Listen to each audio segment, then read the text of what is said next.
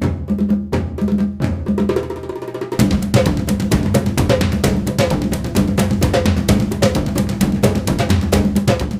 everybody to our next edition of Scooter Talk with Jeremy. We're here today with Jeremy Bowdler, editor of Scooter Magazine, that trusted publication, and we look forward to his comments each and every month here on Scooter Talk with Jeremy. So first of all, let's say hi to Jeremy. Hi Alan, great to be here. Welcome. Now today we are going to be covering the topic of buying your first scooter, and it's such a valuable topic right now in such an ever-growing market. So let's get straight to it and ask Jeremy the first question of, what is the first thing you should look for when buying a scooter? Well, I think the first thing I have to say is if you're looking at buying your first scooter, welcome to the family. You're going to have a lot of fun, save a lot of money and have a great time. The first thing about buying a scooter is to work out pretty much what you want. Now, given that scooters are relatively cheap compared with other forms of transport, perhaps the first thing you should look at is what colour you like, what style you like, and then take it from there, because there are some practical considerations to follow. But the first thing is, be happy with the scooter when you're riding it. Okay, so tell us about, I suppose, engine capacity, because everybody is sort of tossing up what sort of engine capacity to get, and they might not know what capacity is right for them. So tell us, is it important buying the right scooter with the right engine capacity? Absolutely. This is where the practical considerations come in. What you want to do is look at what kind of use the scooter will be put to. The other things you have to consider is how big you are, how heavy, and the engine capacity will tend to follow from that. For instance, if you're looking at using the scooter a couple of days a week just to commute across town or from suburb to suburb, a 50 will be more than adequate, unless you're a big guy like me, in which case you look for something bigger. 100 to 150, nice balance for commuting. You're looking at a top speed that will keep up with most of the traffic most of the time. But then if you're looking at intercity use from town to town, or a lot of highway or freeway use, something a bit large like a 250 would probably suit you better.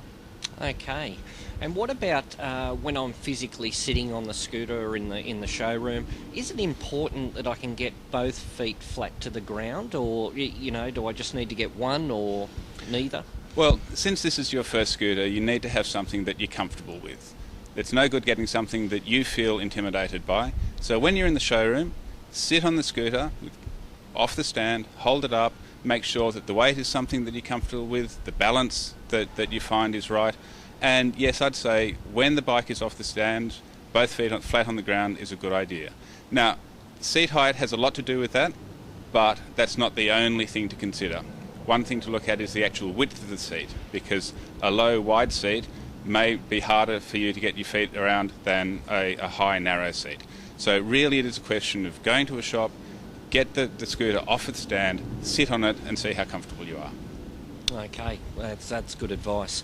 And what about the old question of wheel size and tyre size? What one is best for me? Well, again, things have changed since the old days. Back in the old days, 10-inch wheels, narrow tyres, a recipe for not disaster, but for an exciting ride at times. Generally speaking, the larger the wheel, the more stable the scooter will be at speed and the better it will handle potholes. Now, there are some provisos with that, because you can get scooters with small wheels but large tyres. So we're talking the effective external diameter of the wheel and the tyre combined. So a narrow tyre will steer slightly more quickly than a wide tyre. A wide tyre will give slightly more grip. It's always a compromise between one and the other, but something you should look at is generally the larger the tyre, the more stable the scooter. Yeah, okay. Well, again, great advice there. Now, do you think, because obviously I'm looking for my first brand and so forth, and there's so many brands now on the market, do you think there's a difference between scooter brands? Absolutely, Alan. There's a wide variety between scooter brands, just as there's a wide variety between models. A look through the back of the magazine will show you that there are so many brands, so many models, with more coming in every week. It's very difficult to make an informed choice about that because of a variety of reasons. Quality is something that is very difficult to quantify until you've owned the scooter for a while. Now, there are scooters that are coming in from China that are of a quality which is at the lower end of the scale. There are scooters coming in from other countries which have quality at the upper end of the scale. Now, generally, price will be an indicator of quality, but more importantly than that is the warranty period. We now have some scooter companies who generate scooters from the Far East who are offering a 4-year warranty, which I think is a pretty good indication of the level of quality that they're prepared to put behind the scooter. I'm not saying that everything from China is of a lower quality, because there are reputable brands who make in China to high standards of quality. So country of manufacture is not necessarily an indicator of quality. I think what you look at is price, because by and large in this market what you pay for is what you get, and also warranty, because if a company is prepared to put 4 years behind their scooter, then they're probably not expecting too many warranty claims. No, that's good advice.